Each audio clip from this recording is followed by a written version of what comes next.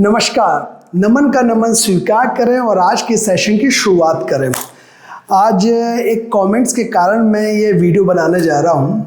Comments कैसा आया था, कोई सीनियर बच्चे जो थे, सीनियर मतलब क्योंकि मैं प्री प्राइमरी और प्राइमरी की बहुत सारी वीडियोस बनाया, तो बच्चों के जो 8th क्लास 9th क्लास के बच्चे हैं वो बोलते सर हम लोगों के लिए भी तो कुछ बनाइए आप। तो मैंने कहा चलो बेटा ठीक है, आप लोगों के लिए भी कुछ बनाता हूँ। तो है तो शुरुआत वहीं से होती है, पर ये जो टॉपिक मैंने लिया है ये थोड़ा सी बड़ी क्लासेस के लिए ज़्यादातर यूज़फुल होता है।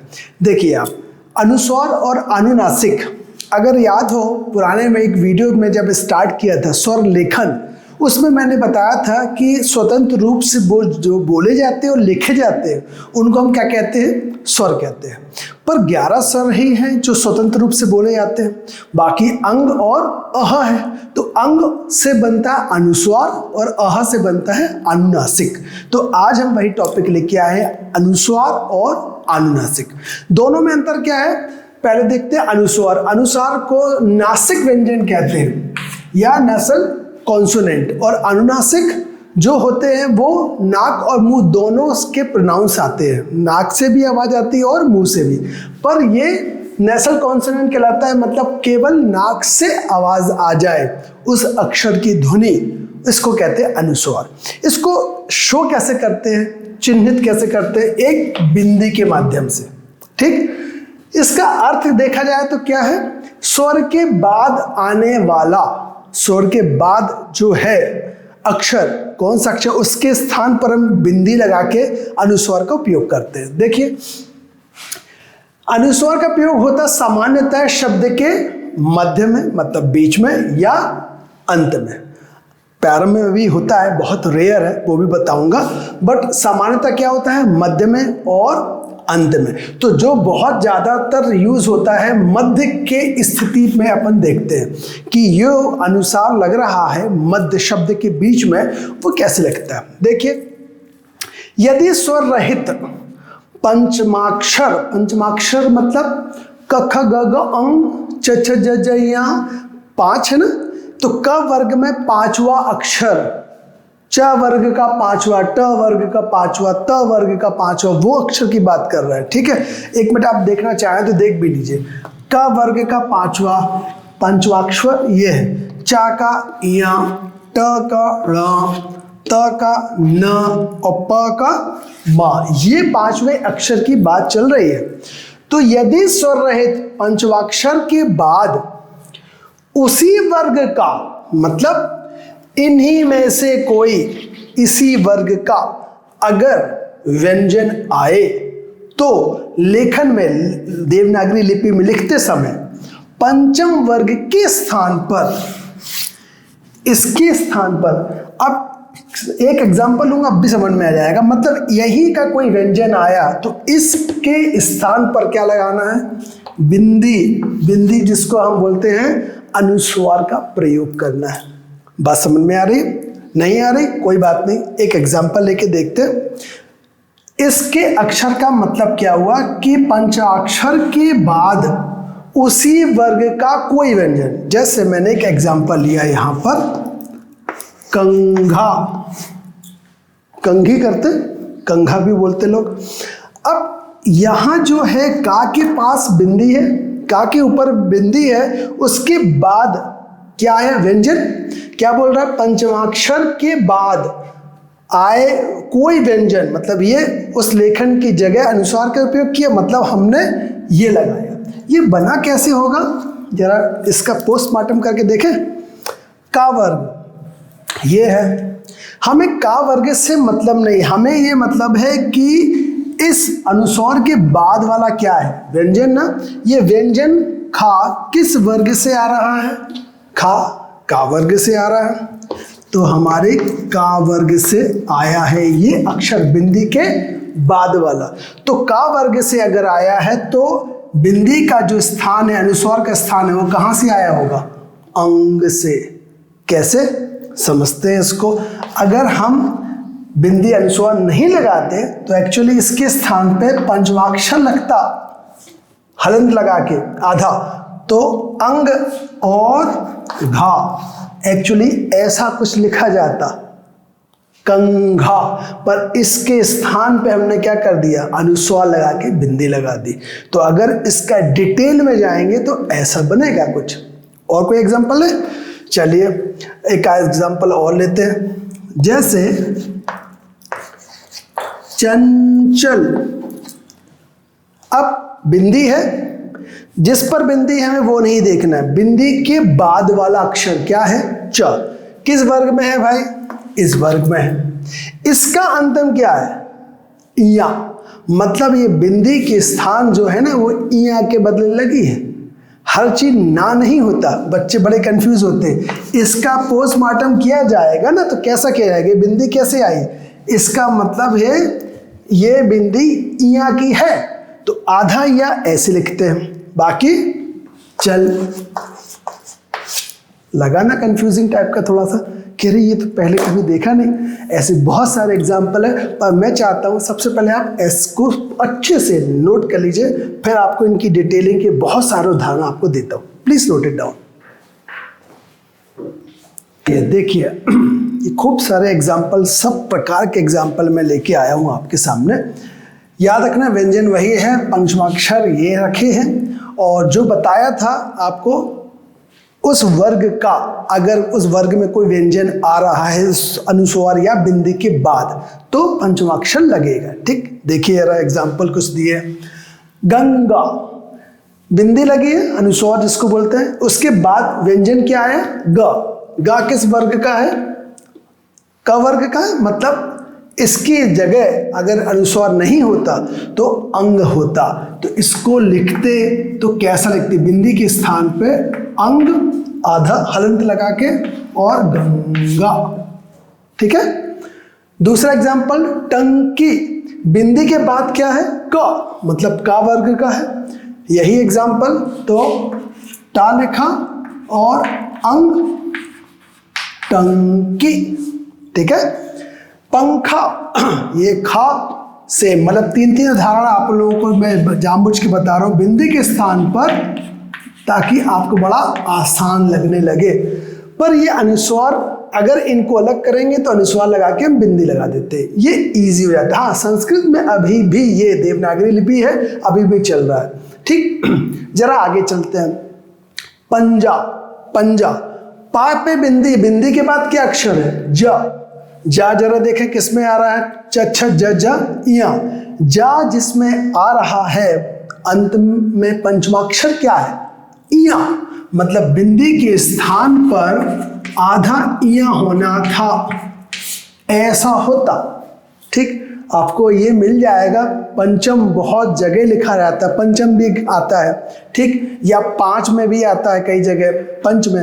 तो ऐसे ही कई मैगजीन्स हैं, आरएसएस की भी मैगजीन्स आती है, बड़ी फेमस है।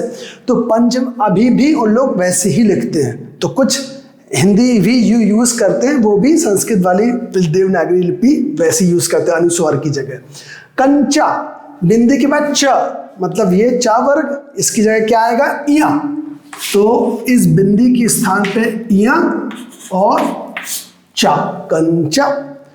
पंछी, बिंदी के बाद क्या है, छ छतरी का, ये छ छतरी का मतलब इया, तो ये हुआ और लग गया पंछी। देखने में अजीब सा लगता होगा क्योंकि अब देखना भूल चुके हैं, हमेशा हम अनुस्वार लगाते, पर हम ये नहीं बता पाते कभी कि ये बिंदी का मतलब क्या है। हर बच्चा से अगर पूछते हैं तो क्या समझता है, बिंदी का प्रोनाउंस ना होता होगा। नहीं भाई, ना सिर्फ इसमें है, ना सिर्फ इसमें है, बाकी यहाँ पे अंग है, यहाँ ड़ा है, यहाँ माँ है, हर जगह ना नहीं है। आगे देखते हैं। डंडा, बिंदी के बाद ड, डा देखिए, टठ डडा, तो डा यहाँ है, मतलब बिंदी के स्थान पे क्या लगना चाहिए, पंचमाक्षर ड़ा, तो ऐसा आधा आएगा हर जगह। अंग को आधा हलंत लगा दिया, इया को आधा लिखना है तो आधा लिखा।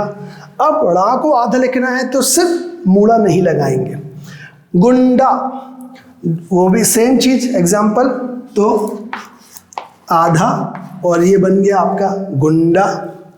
घंटा, तो बिंदी का टा है तो टा वर्ग में ये आ गया,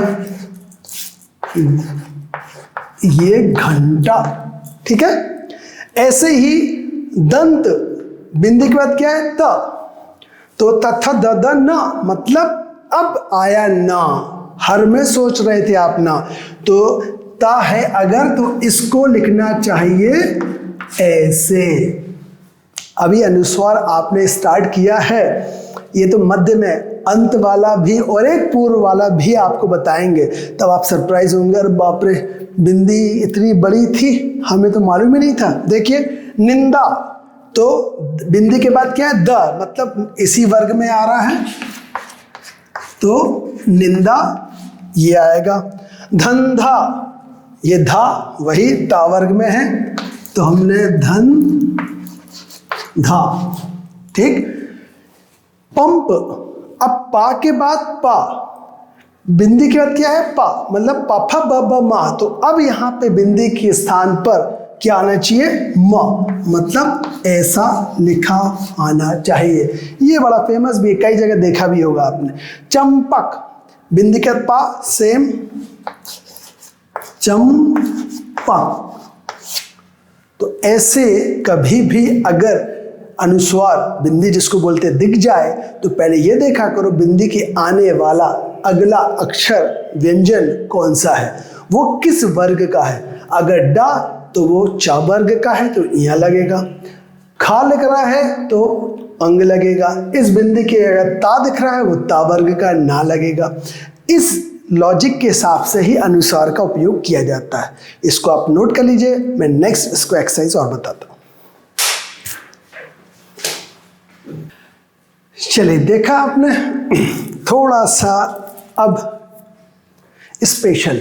अभी तक तो आपने देखा मध्य में अनुस्वार बिंदी अगर लगा और उसके बाद वाला अक्षर व्यंजन हुआ, तो पंचाक्षर हम कैसे लगाते हैं उसका पोस्टमार्टम करके अपन ने देखा। अब जरा देखिए, अगर ऊष्म व्यंजन क्या होता है? श श स ह, जब हम बोलते हैं तो एक गर्म हवा निकलती है हमारे दांतों के बीच से, तो उसके लिए बोलते हैं ऊष्म व्यंजन। से पूर्व अनुस्वार का ही प्रयोग होगा। इसका मतलब आप अभी तक जो अपन कर रहे थे कि भाई बिंदी लगा, बिंदी के बाद वाला अक्षर क्या है? सा। क वर्ग, टा वर्ग, चा वर्ग कहीं नहीं आ रहा ना। इसके बाद श, इसके बाद श, इसका स, मतलब बिंदी के बाद श श स ह अगर है तो केवल अनुसार का ही प्रयोग होगा। ये ऐसा ही होगा, ऐसा नहीं हो सकता कि हम इसको ऐसा लिख दें, वंश इस ढंग से लिख दें। No, wrong. वंश जो लिखा ऐसे ही होगा। इसके बाद वाला अक्षर जो भी है अगर ऊष्म व्यंजन है तो इसको चेंज नहीं करेंगे, ये ध्यान रखने वाली बात है, ठीक। अगर इसकी जगह अंक होता, जैसे यहां तो यही होगा, कंस में भी कोई चेंज नहीं होगा। अगर मैंने इसको बोला अंक तो डेफिनेटली चेंज हुआ है। क्यों? बिंदी जो अनुस्वार है उसके बाद अगर है तो हम डेफिनेटली चेंज करेंगे, बट उसमें भी एक प्रॉब्लम बन जाएगी। क्या? ये बहुत अच्छा एग्जांपल आपके लिए लाया हूं मैं, देखिए जरा, क्योंकि यहां पे कंफ्यूजन होता है। आपने सोचा एक नियम क्या पढ़ा हमने, जहां अनुस्वार बिंदी लग रही है उसके अगला अक्षर व्यंजन है तो उस वर्ग का पांचवा अक्षर लगेगा, अंग या इया, यड़ा या ना या मा। एग्री। दूसरा नियम क्या पढ़ा, अगर हमने अनुस्वार लगाया उसके बाद वाला व्यंजन अगर ऊष्म है, श श स ह है, जैसे ये है बिंदी के बाद ये है, ये है, ये है, तो इसमें अनुस्वार ही लगेगा, इसका डिटेलिंग में नहीं जा सकते आप। बट एक नया एग्जांपल मैं आपके लिए लेके आया, अंक। तो आपको लगेगा सर ये बिंदी है और इसके बाद वाला व्यंजन का वर्ग है, तो इसको ऐसा कुछ लिखना चाहिए, है कि नहीं? क्योंकि का वर्ग में तो आपने बताया था सर अब भी अंग लगता है ना। No, this is wrong. पर बहुत अच्छा क्वेश्चन है ना, दिमाग में आया। क्यों रॉन्ग हो गया? क्योंकि जब हमने आपको पहले जो इसका नंबर 1 बताया था कि स्वर रहित, ध्यान रखना, स्वर रहित होना चाहिए, तो अंग तो स्वर है। बात समझ में आ रही? कंफ्यूजन फिर समझिए। अंग की जगह अगर मैं ऐसा बोलता कंघी, तो ये का पर बिंदी है जो स्वर तो नहीं है ना, व्यंजन है, पर ये अंग तो अ आ इ ई उ ऊ री ए ऐ ओ औ अंग आ, तो अंग जो है वो तो स्वर है। हमने आपको जो क्या पढ़ा है, स्वर रहित, स्वर नहीं होना चाहिए। अनुस्वार किस पे लगना चाहिए, व्यंजन पर, और अगला अक्षर भी क्या है, उस वर्ग का अक्षर व्यंजन, तो उस स्थान पर लगेगा। अगर इसको मैं डिटेल में जाऊंगा तो इसको ऐसा लिख सकता हूं। बात समझ में आ रही है? दोनों में क्या अंतर हो गया, ये व्यंजन था एक, उसके बाद बिंदी के बाद क्या लगा, व्यंजन था, तो उस व्यंजन के घा के जो वर्ग है का वर्ग में आता है, इसलिए हमने अंग लगा दिया। एग्री? सेकंड, अंगूर, फिर से बता रहा, हाँ अच्छा देखिए मुंह से निकल गया अंगूर। देखिए एक मिनट, अंगूर को भी समझ लीजिए। अगर मैं ये लिखता तो आपके दिमाग में क्या आता है, सर अनुस्वार लगा है इसमें, और अनुस्वार का क्या है, ग, मतलब क वर्ग में अंग लगना चाहिए। नो, क्यों? क्योंकि ये क्या व्यंजन है? नहीं। तो याद रखना, जो डेफिनेशन लिखवाई मैंने अभी, वो याद रखना स्वर रहित लिखवाई है। स्वर नहीं होना चाहिए, व्यंजन पे अनुस्वार लगे और उसका अगला अक्षर भी व्यंजन आए। चलिए, तो ये इसके बाद हम ये ध्यान देते हैं कि अगर ऐसा होगा तो इसमें अनुस्वार जैसा का तैसा वही आएगा, ऐसा वंश नहीं लिख सकते, जैसा है वैसा ही हम लिखेंगे। ठीक, चलिए अब नियम जरा हम देखते हैं नंबर 3। ये थोड़ा सा और मजेदार है। देखिए, सम, माँ जो है वो क्या है, पंचमाक्षर, पहले का वर्ग का था क्या, अंग, च वर्ग का इया, ठीक, ट का ड़, ता का न और पा का म, तो उसी की बात कर रहा हूं। ठीक, सम उपसर्ग के बाद अंतस्थः य र ल व अंतस्थ व्यंजन कहलाते हैं, और क वर्ग से लेके प वर्ग तक पूरे 5 और 5 करके मल्टीप्लाई करें मीन्स 25 स्पर्श व्यंजन कहलाते हैं। तो ये 4 व्यंजन कौन से हैं, अंतस्थ है, और 4 कौन से, ऊष्म, श श स ह, ये कौन से व्यंजन है, ऊष्म। मतलब ये और ये, इनमें अगर आए तो निश्चित रूप से माँ के स्थान पर अनुस्वार का ही प्रयोग होगा। क्या मतलब हुआ, जैसे मैंने बोला सम धन यम, तो अगर मैंने सम लिखा है तो माँ आधा जो है उसके स्थान पर क्या लगाएंगे हम, अनुस्वार मतलब बिंदी ही लगाएंगे। हम इसका डिटेलिंग करके ये नहीं लिख सकते क्योंकि बिंदी लगी है, बिंदी के बाद क्या है, ये देखिए ये, ठीक, तो डायरेक्ट लगेगा इसका। जैसे हम बोल रहे थे पहले मध्य में लगने पर हम पोस्टमार्टम कर रहे थे, इसमें नहीं कर सकते। सम धन लाभ, तो बिंदी का क्या, ल, उसमें अंतस्थ व्यंजन है। सम वाद, बिंदी के बाद वा, तो अगर इनमें से 8 जो भी अक्षर हैं अंतस्थ या ऊष व्यंजन, अगर सम उपसर्ग में आए तो डायरेक्ट अनुस्वार ही लगेगा। इसको हम डिटेल में जैसे बोलते देवनागरी लिपि में, संस्कृत भाषा में इसका हम लिख दें, ऐसा नहीं लिख सकते। ये ऐसे अनुस्वार ही प्रयोग किए जाते हैं। Please note it down. चलिए देखिए, पहले और दूसरे तीसरे नियम तो देख लिए, अब जरा चौथी कंडीशन देखें। चौथी कंडीशन क्या बोलती है, शब्द के अंत की स्थिति में अगर अनुस्वार बिंदी अगर शब्द के अंत में लगे तो क्या, अभी मध्य तो खूब देख चुके, ठीक, और ऊष्म व्यंजन में लगे तो देख चुके। शब्दांत म अनुस्वार के रूप में ही लिखा जाएगा। कैसे, मतलब जैसे स्वयं, अब माँ की जगह अनुस्वार में ही लिखा जाए। अनुस्वार मतलब याद रखना बिंदी, ठीक, जो नासिक व्यंजन है, जैसे नासिक व्यंजन अंग, इया, ण, न, म, ये नहीं लिखा जाएगा। इसके स्थान पर क्या लिखा जाएगा, बिंदी ही लिखी जाएगी। किस पे, शब्द के अंत में अगर है, मतलब स्वयं को बिंदी के बाद वाला अक्षर तो कोई होगा नहीं ना, अहम बिंदी के बाद वाला कोई अक्षर तो होगा नहीं, इसको ऐसे ही लिखे जाते हैं, ये ध्यान रखना। अगर शब्द के अंत में लिखा गया हो तो अंत में, ये चीज ध्यान रखना।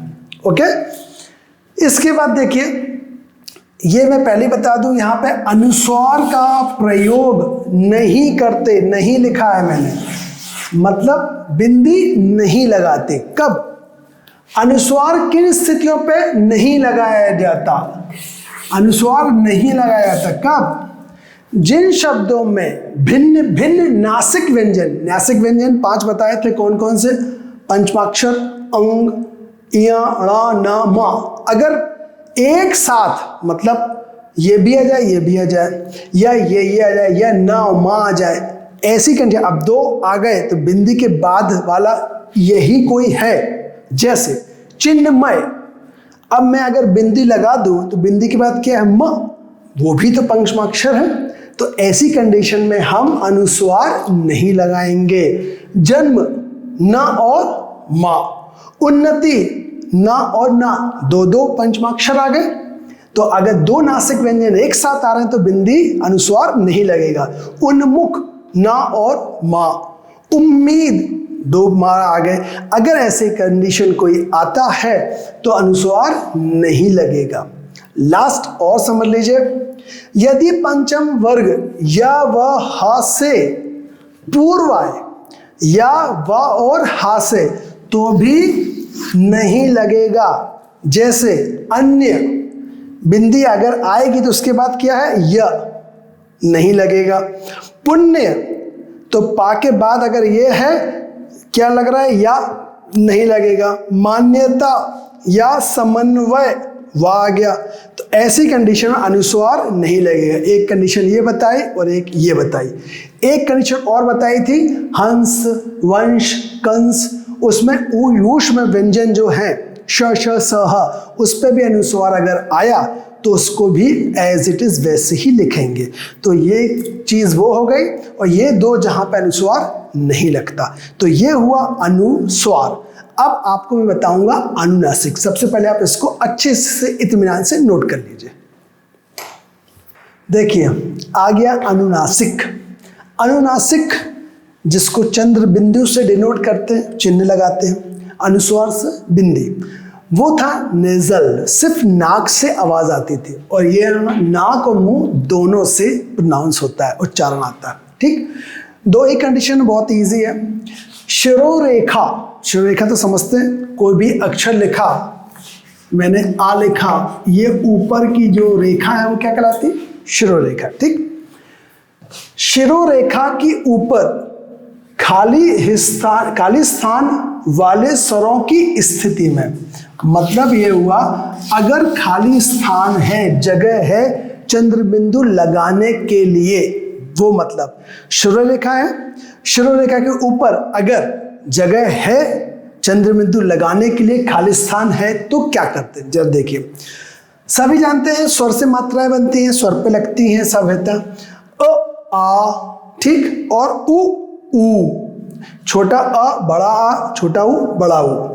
देखिए अगर यहां चंद्रबिंदी लगे तो अंग ना, हस ना, ठीक, ये जो भी है अ के साउंड पर चल रहा है, यहां बड़ा है, आंख, नाक और मुंह से दोनों साउंड आ रहा है, चांद, नाक से भी और मुंह से भी। ऊ पे अगर है तो मुंह, छोटा ऊ, उंगली, ठीक, यहां पर शिरोरेखा पे हमारे पास खाली जगह है।